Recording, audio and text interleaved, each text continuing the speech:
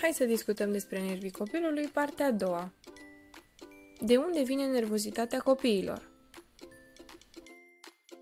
Furia e doar vârful icebergului. În spatele furiei se pot ascunde multe emoții. Frustrare, neputință, rușine, teamă.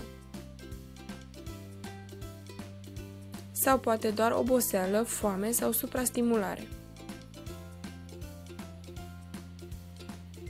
Emoția apare, corpul reacționează,